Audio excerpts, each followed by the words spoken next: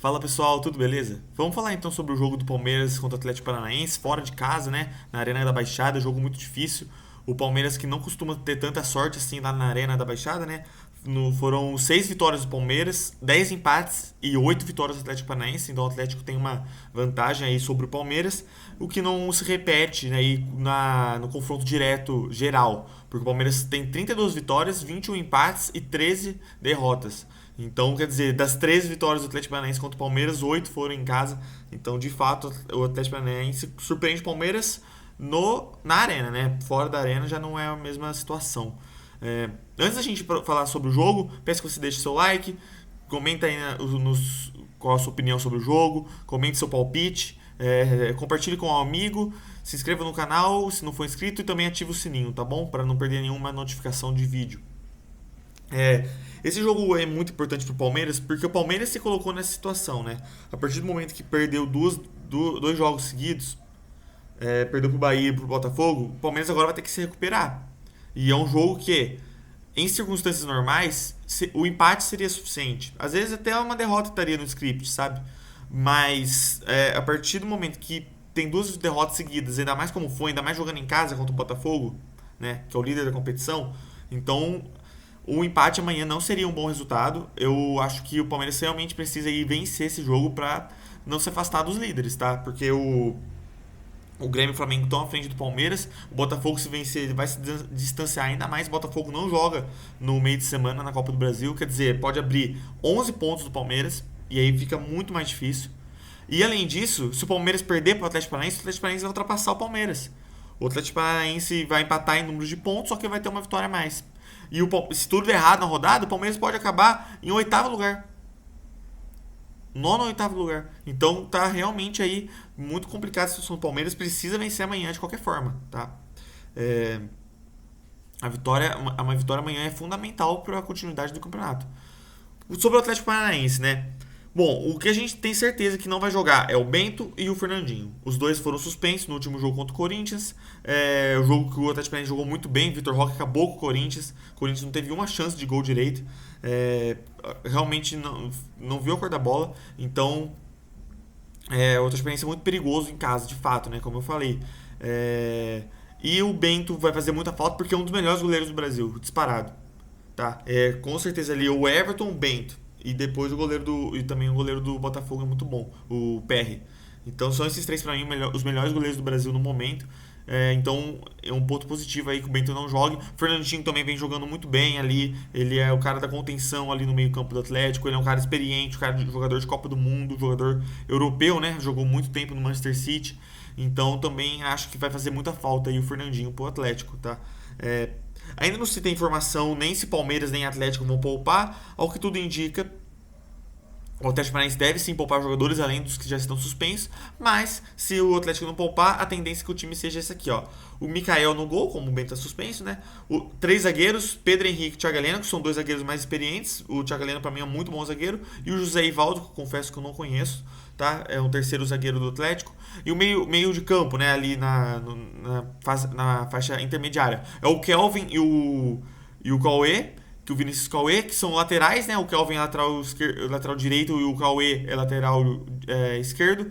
O meio de campo é o Eric e o Christian, são dois volantes muito bons, tá? Bons achados do Atlético Paranaense. E o ataque é Vitor Bueno, Vitor Roque e Canóbio, que também são três jogadores bons. Vitor Bueno não deu tanto certo assim no Santos e no São Paulo, mas só que no Atlético Paranaense ele vem jogando muito bem. O Canóbio também é um estrangeiro, vem jogando muito bem. E o Vitor Roque dispensa qualquer comentário, é um ótimo jogador, um dos melhores jogadores do Brasil, vai fazer muito sucesso no Barcelona, então a gente tem que torcer pro Atlético Paranaense poupar esse cara, porque ele é diferenciado demais, demais, demais. E sobre a escalação do Palmeiras, pelas informações aqui que eu colhi, o Palmeiras vai com o time titular, tá? Não vai poupar, mas essas informações nem sempre se confirmam, né? No futebol brasileiro, principalmente, nem tudo que se fala é o que acontece na prática. Então, eu não duvidaria do Abel Ferreira colocar um time mais misto aí. Não um time reserva inteiro, claro, mas um time realmente misto. Inclusive, como o Abel Ferreira deixou os jogadores os titulares jogarem até os 42 do segundo tempo contra o Bolívar, eu não duvidaria aí que já era uma estratégia dele de colocar de colocar um time mais misto nesse jogo. E também tem outro detalhe, né? O Atlético Paranaense ele jogou contra o Alianza Lima 3-0. O Atlético Paranaense fez, confirmando a liderança do grupo, na terça-feira. Então o Atlético Paranaense teve 2 dias a mais de descanso do que o Palmeiras vai ter. O Atlético Paranaense vai descansar quarta, quinta, sexta, hoje, que é sábado. 4 dias de descanso. O Palmeiras jogou na quinta. Então o Palmeiras vai ter só 2 dias, sexta e hoje. Mal vai ter tempo para treinar, vai ter que viajar, o avião da Leila ainda não está pronto. Então o Palmeiras vai ter essa desvantagem aí também física, né? O Atlético Paranaense vai estar muito mais pronto. O time titular do Atlético Paranaense vai estar muito mais pronto fisicamente do que o time do Palmeiras. Então tem essa questão também.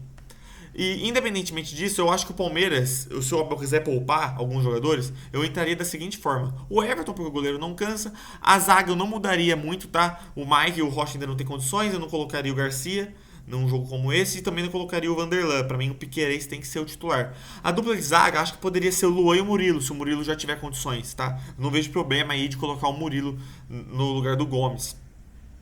O meio de campo, os 2 volantes não vai ter jeito, vai ter que ser o Rios e o Menino, porque o Zé Rafael ainda tá machucado. Já Jailson também tá machucado, graças a Deus, né? Esse aí melhor nem jogar. E o Fabinho, acho que o Abel ainda não confia nele, e eu também não confio, pra ser bem sincero. Acho que não é o momento dele ainda pegar uma bucha, assim, um jogo no Atlético Paranaense fora, sabe?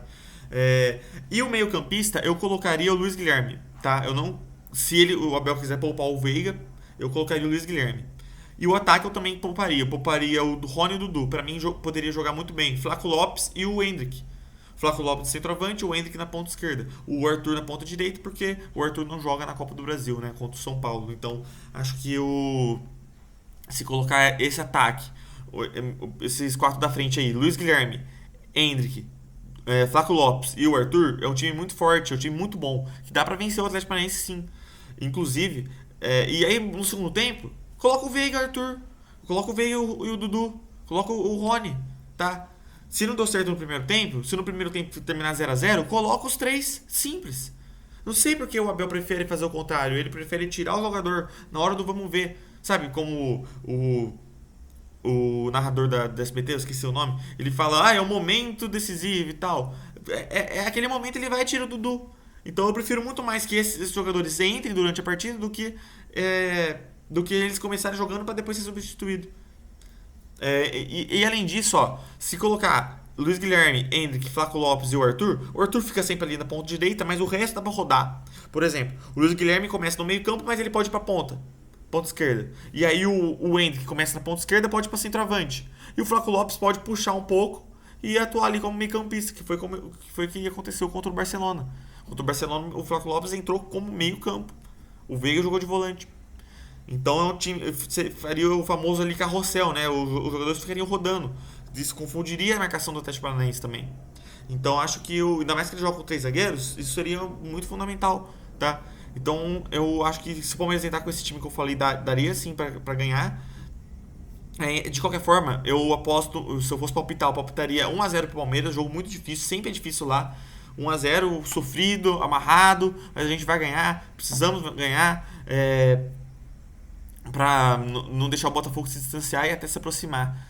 Então é isso, gente. Peço que você deixe o like se você gostou, deixe aí seu palpite nos comentários, se inscreva no canal se você não for inscrito, compartilhe com seus amigos, e ative o sininho da notificação também. Valeu, gente. Forte abraço.